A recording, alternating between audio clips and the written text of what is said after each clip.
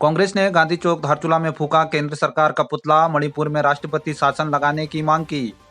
लंबे समय से मणिपुर में जारी हिंसा तथा पिछले दिनों मणिपुर में महिलाओं को निवस्त्र कर बाजार में घुमाने तथा महिलाओं के साथ किए गए गैंगरेप की घटना पर गहरा आक्रोश व्यक्त करते हुए शुक्रवार को गांधी चौक धारचूला में ब्लॉक अध्यक्ष भूपेंद्र थापा व नगर अध्यक्ष अश्विनी नपलचाल के नेतृत्व में कांग्रेस कार्यकर्ताओं ने केंद्र व मणिपुर सरकार का पुतला फूंकते हुए जमकर नारेबाजी की। इस दौरान वक्ताओं ने मणिपुर में राष्ट्रपति शासन लगाने की मांग भी की। वक्ताओं ने कहा कि मणिपुर में शांति कायम करने को लेकर प्रधानमंत्री नरेंद्र मोदी पूरी तरह से विफल हो चुके हैं। महिलाओं को निवस्त्र कर घुमाने की घटना मानवता को शर्मसार करने वाली है। इस दौरान दर्जनों कांग्रेसी कार्यकर्ता मौजूद रहे। आज बड़ी शर्म की बात है, हमारे देश के अंदर हमारे प्रधानमंत्री जी हमारी बेटियों की रक्षा नहीं कर पा रहे हैं। मणिपुर में निष्पक्ष करके बेटियों को घुमाकर उनका जो है बलात्कार किया जा रहा है, लेकिन हमारा प्रधानमंत्री जी आंख मूंद के बैठे हुए हैं। लापरवाह अधिकारियों को लेकर विधायक ने जताई नाराजगी। पीडब्ल्यूडी गेस्ट हाउस में हुई बैठक में जनता की सुनी समस्याएं। पीडब्ल्यूडी गेस्ट हाउस धारचूला में आपदा से निपटने की तैयारियों को लेकर विधायक हरीश धामी की अध्यक्षता में बैठक हुई, जिसमें विधायक के द्वारा विभागवार आपदा प्रबंधन की तैयारियों को लेकर समीक्षा की गई। स्थानीय ग्रामीणों के द्वारा कालीकाट, ढोंगातोली, गनाती के ग्रामीणों ने एनएच कटिंग से कृषि भूमि, मंदिर खतरे में आने तथा लोगों को हो रहे नुकसान की बात कहते हुए आंदोलन की चेतावनी दी। खोतीला के ग्रामीणों के द्वारा आपदा से क्षतिग्रस्त पैदल मार्ग को बनाने की मांग की गई। धारचूला देहात के लुरकोट क्षेत्र में मोटर मार्ग कटिंग के दौरान स्कूली छात्रों सहित ग्रामीणों को आवाजाही में हो रही परेशानी के समाधान की मांग की गई। जोलजीबी व्यापार संघ अध्यक्ष धीरेन्द्र धर्मसत्तू ने जोलजीबी गाणा गांव के लिए प्रस्तावित पंपिंग योजना को शीघ्र बनाने की मांग की। ग्रामीणों ने क्षेत्र में लंबे समय से बंद जमकू चिरकिला मोटर मार्ग को शीघ्र खोलने की मांग की। बैठक में विधायक हरीश धामी ने जल निगम, एनएच चौड़ीकरण का कार्य कर रही कंपनी, सिंचाई विभाग व पीडब्ल्यूडी के कार्यप्रणाली पर सवाल खड़े करते हुए संबंधित अधिकारियों के खिलाफ नाराजगी जताते हुए कहा कि मुख्यमंत्री से सीमांत क्षेत्र में लापरवाही से कार्य करने वाले अधिकारियों के खिलाफ सख्त कार्रवाई करने की मांग की जाएगी।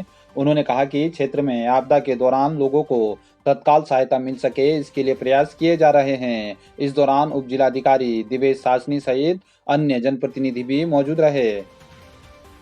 सुरिंग में सड़क कटिंग से खतरे की जद में आए मंदिर को बचाने की एसडीएम से मुंशियारी में ग्रामीणों ने की मांग। बीजेपी मंडल महामंत्री रघुवीर सिंह मर्तोलिया के नेतृत्व में आज सुरिंग के ग्रामीणों ने उप जिला अधिकारी को मुंशियारी में ज्ञापन सौंपकर बीआरओ के द्वारा सड़क कटिंग के दौरान गांव के धरधनिया तोक में मंदिर खतरे की जद में आने की बात कहते हुए कटिंग के बाद छात्रों को आवाजाही में हो रही परेशानी से भी अवगत कराया। इस दौरान ग्रामीणों ने शीघ्र मंदिर को नहीं बचाए जाने पर उग्र आंदोलन की चेतावनी भी दी। इस दौरान दर्जनों ग्रामीण मौजूद रहे। दुर्घटनाओं के लिए अति संवेदनशील रांची रोड के चौड़ीकरण नहीं होने से नाराज ग्रामीणों ने दी आंदोलन की चेतावनी।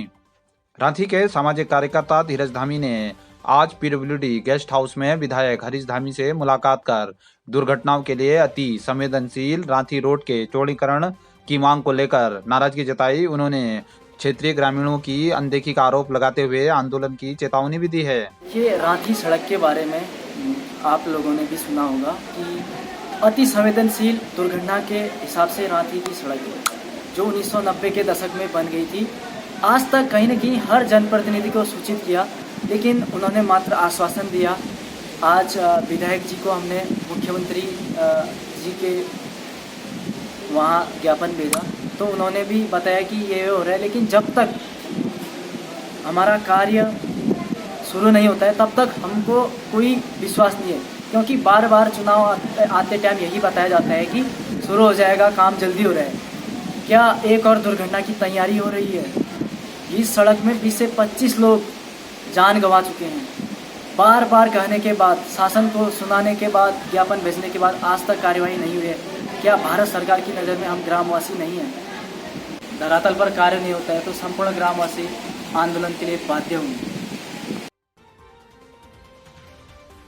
हमारी उपजाऊ भूमि वो हो रही है, दोस्तों हो रही है, इसीलिए क्या क्या परेशानी हो रही है इस बारे में बताइए ना। उसमें पूरे खेत नीचे को आ गए हैं दोस्तों के, जो ये एनएच ने जो चौड़ीकरण किया इसमें, और हमारे खेत मंदिर सब में दरारें आ गई हैं। तो आप लोगों ने पहले शिकायत नहीं की इसमें?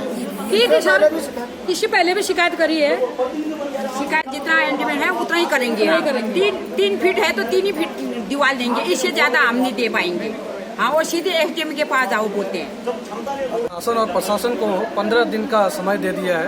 अगर 15 दिन के अंतर्गत हमारी समस्याओं का समाधान नहीं मिलता है तो उसके बाद पूरे गांव वाले हम एकजुट होकर उग्र आंदोलन करने के लिए बाधित हैं।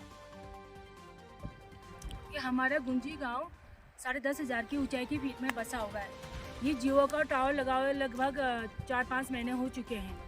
और कहा यहाँ पे जो जेई थे आदित्य विक्रम सिंह, उन्होंने अपनी पूरी कर चुके हैं, मगर नेटवर्क वाली टीम अभी तक नहीं आई है। अभी अगर नेटवर्क होता तो हम यहाँ पे उस दिन 11 तारीख को काला पानी में 45 बकरी वहाँ पे कहा स्लाइडिंग आके वहाँ पे दब गई थी।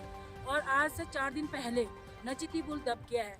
आज भी हम नेटवर्क खड़ा होने के बावजूद भी हम लोग नेपाली सिम और नेपाली नेटवर्क यूज कर रहे हैं। इस दूर दराज क्षेत्र में ना शासन देख रहा है ना प्रशासन देख रहा है, खाली टावर खड़ा कर दिया है। और अब हम ये मार्गदर्शन जाने का टाइम आ गया, अभी तक ये नेटवर्क अभी तक शुरू नहीं हुआ है। तो इसीलिए मैं कहा जिलाधिकारी और उप जिलाधिकारी से विशेष रिक्वेस्ट करती हूँ कि यहाँ पर जल्दी से जल्दी नेटवर्क यहाँ पे चालू किया जाए। अगर नहीं करना है तो फिर ये जियो का ये टावर उखाड़ के धारचुराए ले जाए, हमें कोई मतलब नहीं है। फिर से हम लोग नेपाली ही नेटवर्क यूज करेंगे। धन्यवाद। एनएचपीसी के द्वारा हमें एक लेटर आया था 4 दिन पहले, जिसमें उन्होंने हमें इंटीमेट किया था कि उन्हें अपने डीसिल्टिंग प्रोसेस के लिए फिर से डैम से पानी छोड़ना पड़ेगा एंड 22 की डेट चूज़ की है। अगर रेड अलर्ट या कोई भी अलर्ट रहता है जिसमें मौसम खराब रहता है तो एनएचपीसी पानी नहीं छोड़ेगी, परंतु क्योंकि उनका डीसिल्टिंग इंपॉर्टेंट है ताकि उनका प्लांट की हेल्थ ठीक रहे और इलेक्ट्रिसिटी वो जनरेट कर पाए, इसलिए वो कल सुबह प्रातः 5 बजे से फिर पानी छोड़ने की प्रक्रिया करेंगे। तो मेरी सभी लोगों से गुजारिश है कि आप लोग नदी तट के किनारे ना रहें सुबह 5 से कल स्पेशली शाम तक के लिए। कोई भी गाय हो और अपने कोई भी पालतू जानवर हो तो आप लोग नदी तट से सभी को दूर रखिएगा एंड सभी थोड़ा सतर्क रहिएगा जिन लोगों के भी घर नदी तट के पास और उन्हें खतरा लगता है। Thank you. लोकसभा के चुनाव बिल्कुल नज़दीक हैं, तो आप लोगों के द्वारा जो गठबंधन बनाया गया है उसके नाम को लेकर भी काफ़ी चर्चाएं हैं, तो इसको आप लोग कैसे देख रहे हैं और लोकसभा चुनाव को लेकर क्या तैयारियां हैं कांग्रेस की? देखिए, देश के लोग इस समय खतरा इस देश के लोकतंत्र पर है। बुनियादी रूप से हमला हो रहा है जो संविधान की मूल मान्यता। अगर आपने देखा होगा कि पिछले मई के महीने से मणिपुर जल रहा है और प्रधानमंत्री खामोश है और हालत ये हो गई है बेटी के साथ खुलेआम रेप करके उनको सड़क में नंगा घुमाया गया और देश के सुप्रीम कोर्ट ने कहा हम महिलाओं का उपयोग आपके आपसी कन्फ्लिक्ट के नहीं करने देंगे। तो कांग्रेस ने और तमाम लोगों ने मिल के किया। आज भारत के अस्तित्व पर खतरा है, इसलिए इंडिया जो हमने गठबंधन बनाया है कि भारत के अस्तित्व के, भारत के लोकतंत्र के लिए, भारत के संवैधानिक तंत्र के लिए, भारत के जो दलित हैं, पिछड़े हैं, माइनॉरिटीज़ हैं, जो आम लोग हैं, उनके ऊपर जब खतरा ये सांप्रदायिक फासिस्ट आरएसएस के द्वारा किया जा रहा है, इस समय इंडिया के उस विचार को बचाने की ज़रूरत है जो विचार गांधी ने दिया था। हमला है तो वही आइडिया है कि इंडिया के भारत के विचार को बनाने के लिए है और मैं समझता हूँ इनका भारत के विचार से कोई लेना देना नहीं है, इसलिए ये उस नाम को लेकर के तिल मिला रहे हैं।